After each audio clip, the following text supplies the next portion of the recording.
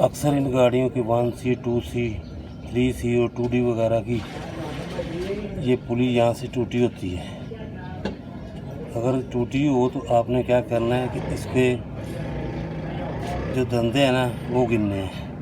Carter से 1 2 3, तीसरे धंधे पे ये निशान सीधा होता है इसका। जाएगा पंप वाली साइड